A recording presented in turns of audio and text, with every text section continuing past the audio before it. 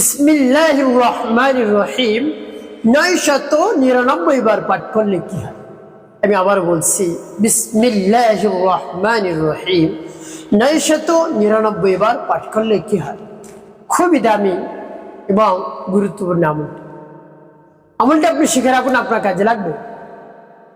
আমলটি কখন কিভাবে করবেন, কোন নিয়মে করবেন, আমলটি করে কিভাবে উপকৃত হবেন আমি বলে দিচ্ছি। বিস্তারিত জানার জন্য, আমলটি শিখে রাখার জন্য ভিডিওটি না টেনে না কেটে ধৈর্য এবং মনোযোগ সহকারে শেষ পর্যন্ত দেখতে হবে, তাহলে সঠিক নিয়মে আমলটি করতে পারবে। ভাই বোনেরা, আর যদি টেনে টেনে কেটে কেটে দেখেন অনেক জায়গায় বাদ পড়ে যাবে, সঠিক নিয়মে আমলটি করতে পারবেন না। চলুন কিভাবে আমলটি করতে হয় জেনে নেওয়া যায়। শুরুতে উত্তমরূপে পবিত্রতা অর্জন করতে হবে। উত্তম পোশাক পরিধান করে নির্জন জায়গায় বসবেন, যেন কেউ আপনাকে ডিস্টার্ব না করে। এরপরে জীবনের গুনার কথা স্মরণ করে ক্ষমা প্রার্থনা করবেন। হ্যাঁ আল্লাহ, জীবনে যত ধরনের অন্যায় অপরাধ করেছি, ছোট বড় দিনে রাতে প্রকাশ্যে গোপনে সব অন্যায় অপরাধ আপনি ক্ষমা করে দিন। আমার অন্তরকে পাক পবিত্র বানিয়ে দিন। এভাবে রব্বি কারীমের কাছে বলবেন। তারপর 3 বার দুরূদ শরীফ সাল্লাল্লাহু আলাইহি সাল্লাম সাল্লাল্লাহু আলাইহি সাল্লাম সাল্লাল্লাহু আলাইহি সাল্লাম ইস্তিগফার এবং দুরূদ শরীফ যখন পাঠ করা হয়ে যাবে, এরপর আপনি পাঠ করবেন সেই বিসমিল্লাহ। প্রিয় ভাই বোনেরা, বিসমিল্লাহর কত শক্তি, কত ফজিলত, কত গুরুত্ব আপনি জানলে অবাক হবেন। ছোট্ট একটি ঘটনা আমি বলি। একজন স্বামী তার স্ত্রীর কাছে প্রত্যেক দিন কাজ শেষে টাকা দিত, টাকা জমা, যে রাখো পরে আমি নিয়ে নেব। তো এভাবে করতে করতে করতে অনেক দিন হয়ে গিয়েছে, যে টাকা দেয়, টাকা রাখে, আবার পরবর্তী চাইলেই দিয়ে দেয়। একদিন স্বামী মনের মধ্যে খারাপ বুদ্ধি আটলো, কি যে আজকে দেখবো লুকিয়ে লুকিয়ে কোথায় টাকা রাখে স্ত্রী। লুকিয়ে লুকিয়ে দেখে যখন স্ত্রী ওখান থেকে টাকা রেখে চলে যাবে, তখন আমি না বলে গোপনে টাকাটা সরিয়ে ফেলবো। সরিয়ে ফেললে কি হবে? পরবর্তীতে যখন আমি চাইবো তখন সে টাকা দিতে পারবে না, লজ্জিত হবে, আর আমার ভালো লাগবে, আমি খুশি হব। তো এটা ভেবে যেরকম ভাবনা সেরকম সে কাজ করলেন। একদিন কাছ থেকে এসে টাকাটা দিল, দিয়ে এরপর লুকিয়ে লুকিয়ে দেখতেছি কোথায় টাকাটা রাখে। তো যখন রেখে চলে গেল, এরপরে সেখান থেকে স্বামী না বলেই টাকাটা নিয়ে গেল। পরের দিন যখন টাকার দরকার হলো, তখন বলে যে আমি গতকালকে যে টাকাটা দিয়েছি সেই টাকাটা দাও। তো স্বামীর মধ্যে তো অনেক খুশি, যে টাকাটা তো দিতে পারবে না, আমি তো টাকাটা সরিয়ে ফেলছি। খুশি আনন্দময় হয়ে গেছে তিনি। তো প্রিয় ভাই বোনের, এমত অবস্থায় তার স্ত্রীর সামনে আসলো, এসেই বলে টাকা না।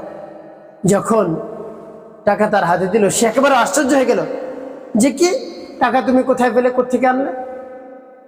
তখন স্ত্রী বলল, কেন এই কথা বলো, কেন কি হয়েছে? না বলো, যেখানে রাখছি সেখান থেকে এনে দিয়েছি।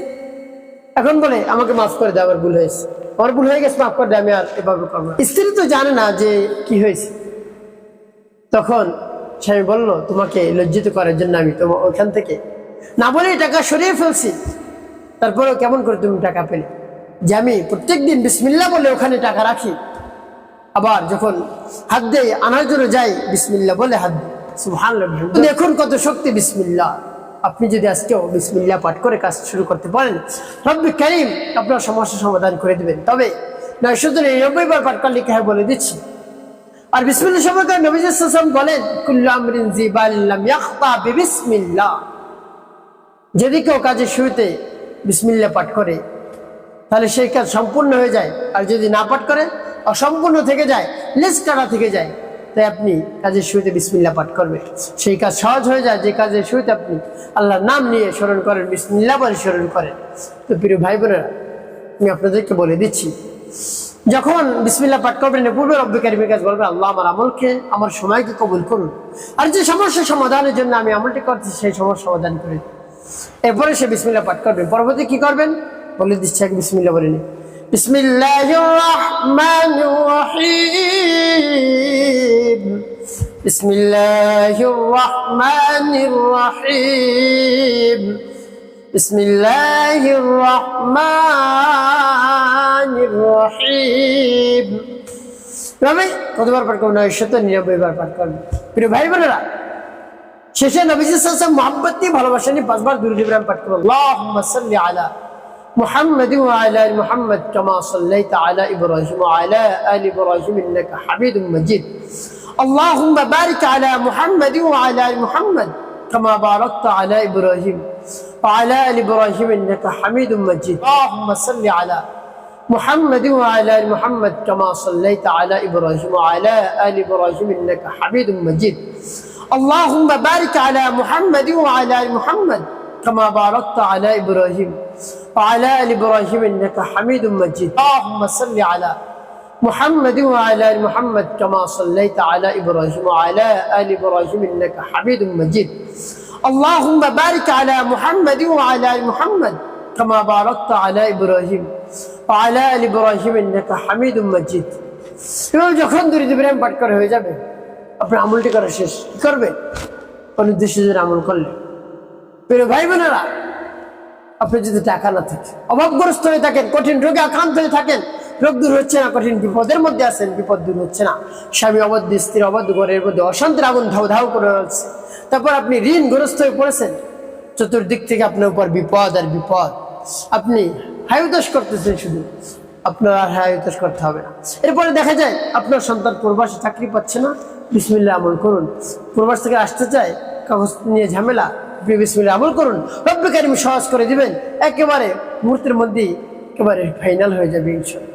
প্রিয় ভাই বোনের, একটি কাজ আপনাকে করতে হবে, নামাজ আদায় করতে হবে, মানুষের কল্যাণে খিদমতে কাজ করবেন, অবশ্যই আপনার জীবন সুখময় হবে, শান্তিপূর্ণ হবে ইনশাআল্লাহ।